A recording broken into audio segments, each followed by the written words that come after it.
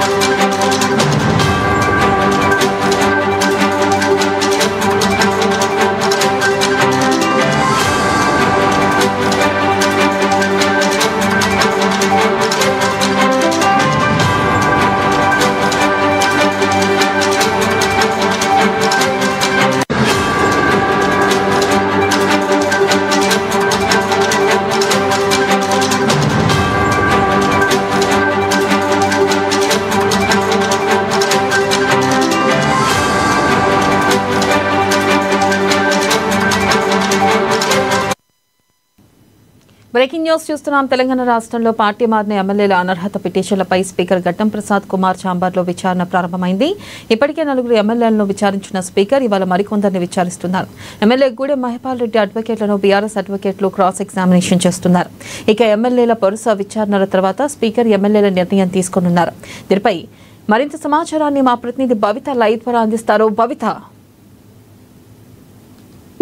గత కొంతకాలంగా ఇదే ఎమ్మెల్యేల విచారణకు సంబంధించి పిటిషన్లపై విచారణ కొనసాగుతుంది. అయితే అక్టోబర్ 1న 4 ఎమ్మెల్యేలకు సంబంధించిన విచారణ పూర్తి కావాల్సి ఉంది. అయితే ఆ రోజు పాలయ్య ఎమ్మెల్యేకి సంబంధించిన విచారణ ఎక్కువ సమయం పట్టడంతో ఆ రోజు మరొక 2 విచారణ పెండింగ్ లో పడింది. దాన్ని ఈ రోజుకి పోస్ట్ పోన్ చేశారు. అయితే ఉదయం 10 గంటలకు విచారణ ప్రారంభమైంది. స్పీకర్ కార్యాలయంలో స్పీకర్ ఛాంబర్ లో అయితే బీఆర్ఎస్ పార్టీ నుంచి కాంగ్రెస్ పార్టీలోకి చేరారు అని చెప్పేసి ఎవరైతే అనర్హత సమస్యను ఎదుర్కొంటున్నారో వాళ్ళ యొక్క విచారణ అయితే ప్రస్తుతం కొనసాగుతూ వస్తుంది. అయితే ఉదయం ఏదైతే గూడెం మైపాల్ రెడ్డికి సంబంధించినటువంటి విచారణ కొనసాగుతుంది. అయితే గూడెం మైపాల్ రెడ్డికి సంబంధించిన అడ్వకేట్లను ఈ రోజు బీఆర్ఎస్ ఎవరైతే పిటిషన్ వేశారో పిటిషన్ సంబంధించిన అడ్వకేట్లు క్రాస్ ఎగ్జామిన్ చేస్తున్నారు. ఏదైతే గూడెం మైపాల్ రెడ్డికి సంబంధించిన చింతా ప్రభాకర్ పిటిషన్ దాఖలు చేశారో అయితే ఇతనికి సంబంధించి ఏదైతే చింతా ప్రభాకర్ కి సంబంధించిన అడ్వకేట్స్ ఈ రోజు గూడెం మైపాల్ రెడ్డికి సంబంధించిన అడ్వకేట్లను క్రాస్ ఎగ్జామిన్ చేస్తున్నారు. అయితే ముందు నుంచి కూడా పూర్తి స్థాయిలో అసలు ఎందుకు పార్టీ మారాల్సి వచ్చింది, ఒకవేళ పార్టీ మారితే ఇప్పుడు ఎందుకు బీఆర్ఎస్ లో కొనసాగుతున్నామని చెప్పేసి కొనసాగుతున్నామని చెప్తున్నారు. అంతేకాకుండా పార్టీ మారిన తర్వాత ఏదైతే మీడియాలో వచ్చినటువంటి కథనాలు కావచ్చు, కొన్ని అధికారిక కార్యక్రమాల్లో పాల్గొనడం కావచ్చు, ఇవన్నీ అంశాలపైన కూడా ముందు నుంచి అంటే విచారణలో క్రాస్ ఎగ్జామిన్ చేసినటువంటి సందర్భం అయితే కనబడుతుంది. అయితే గూడెం మైపాల్ రెడ్డికి సంబంధించిన అంశం మనం చూసినట్లయితే మిగతా పార్టీ మారిన ఎమ్మెల్యేల అంశం ఒక ఎత్తు అయితే మైపాల్ రెడ్డి అంశం మాత్రం మరొక ఎత్తు అని చెప్పాలి. అయితే పటాన్ చెరుకు సంబంధించిన గూడెం మైపాల్ రెడ్డి ముందు నుంచి కూడా అంటే ఒకవైపు పార్టీ కండువా కప్పుకున్నప్పటికీ కూడా పూర్తి స్థాయిలో ఎక్కడ కూడా కొంత విభేదాలకు దారి చేసిందని చెప్పుకోవాలి. ఎందుకంటే గూడెం మైపాల్ రెడ్డికి సంబంధించిన నియోజకవర్గ క్యాంపు కార్యాలయంలో కావచ్చు, మిగతా ప్లేసెస్ లో కావచ్చు, పూర్తి స్థాయిలో ఒకవైపు పార్టీ మారిండు అని చెప్పేసి వార్తలు వచ్చినప్పటికీ ఎక్కడ కూడా పార్టీ కార్యాలయంలో కావచ్చు, ఇతరత్ర ఆఫీసులలో కావచ్చు, పార్టీ నియోజకవర్గానికి సంబంధించి ఎక్కడ కూడా సీఎం రేవంత్ రెడ్డి ఫోటోలు పెట్టకుండా మాజీ సీఎం కేసీఆర్ ఫోటోలనే కంటిన్యూ చేస్తూ వస్తున్నారు. అయితే ఏదైతే పార్టీ మారని చెప్పేసి వార్తలు వచ్చిన తర్వాత పటాన్చేరు నియోజకవర్గ కాంగ్రెస్ నాయకులంతా కూడా కొంత గూడెం మైపాల్ నాయకులకు మధ్య కొంత అంటే రచ్చకు దారి తీసింది. ఎందుకు పార్టీ మారిన తర్వాత కూడా ఒకవైపు సీఎం రేవంత్ రెడ్డి ఫోటోలు పెట్టకుండా పార్టీ కార్యాలయంలో సీఎం అంటే మాజీ సీఎం కేసీఆర్ ఫోటోలు ఎందుకు కంటిన్యూ చేస్తారనే అంశానికి సంబంధించి కూడా కొంత తీవ్ర దుమారం లేపింది ఆ మధ్య కాలంలో. అయితే ఇప్పుడు కూడా క్రాస్ ఎగ్జామినేషన్ టైంలో కూడా బీఆర్ఎస్ పార్టీ నుంచి ఎవరైతే చింతా ప్రభాకర్ పిటిషన్ దాఖలు చేశారో వాళ్ళ తరఫున అడ్వకేట్స్ కూడా మరొకసారి క్రాస్ ఎగ్జామిన్ చేస్తుంటే కూడా మరొకసారి వాళ్ళు అదే వాదనలు రిపీట్ చేస్తున్నట్టు కూడా మనకు అర్థమవుతుంది. ఎందుకంటే ఎక్కడ కూడా నేను పార్టీ మారిన సందర్భాలు లేదు, కేవలం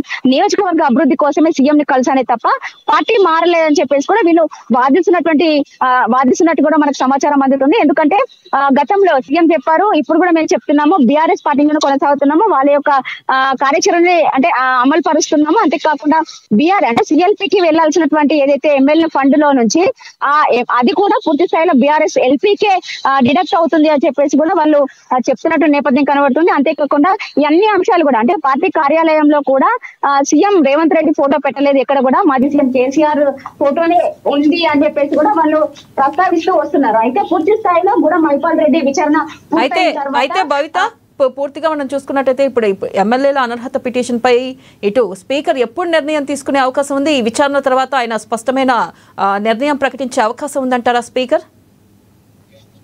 ఇప్పటికే అంటే గూడెం మైపాల్ రెడ్డి విచారణ పూర్తయిన తర్వాత 12 గంటలకి బండ్ల కృష్ణమోహన్ రెడ్డి విచారణ ప్రారంభం కానుంది. అయితే సాయంత్రం వరకు కూడా విచారణలు కంటిన్యూ అవుతాయి. ఇప్పుడు పూర్తి స్థాయిలో 10 మంది ఎమ్మెల్యేలకు సంబంధించినటువంటి విచారణ పూర్తయిన తర్వాతనే స్పీకర్ కార్యాలయం నుంచి ఒక స్పష్టమైన వివరణ వచ్చే అవకాశం ఉన్న నేపథ్యం కనబడుతుంది. ఎందుకంటే పూర్తి స్థాయిలో ఇప్పటికే అయిపోయినటువంటి విచారణలకు సంబంధించి కావచ్చు, ఇప్పుడు పెండింగ్ లో ఉన్నటువంటి వాళ్ళు కావచ్చు, పూర్తి స్థాయిలో అయిపోయిన తర్వాతనే స్పీకర్ ఒక నిర్ణయం తీసుకునే అవకాశం ఉన్న నేపథ్యం అయితే కనబడుతుంది. అయితే ఇప్పటికే పూర్తి స్థాయిలో అంటే స్పీకర్ అంటే విదేశీ పర్యటన ఉన్న నేపథ్యంలో ఆలోగా విచారణలు పూర్తి చేయాలని చెప్పేసి కూడా వాళ్ళు భావిస్తున్నటువంటి నేపథ్యంలో ఇప్పటికే అసెంబ్లీ ప్రాంగణంలో కూడా మీడియా కలవలేదు. దాదాపు ఈ నెల 6 వరకు కూడా ఎవరికి లోపలికి అంటే ఎంట్రీ ఇవ్వడానికి కూడా అవకాశం లేదు. అంతేకాకుండా స్పీకర్ కార్యాలయంలోకి వెళ్ళేటువంటి వాళ్ళు కూడా ఎక్కడ కూడా ఎలక్ట్రానిక్ ఐటమ్స్ అంటే లోపలికి తీసుకెళ్లకుండా కొంత పకడ్బందీగా విచారణ కొనసాగుతున్నటువంటి నేపథ్యం అయితే కనబడుతుంది. అయితే పూర్తి స్థాయిలో విచారణలు అంటే అందరివి కూడా అంటే ఇప్పటికే 2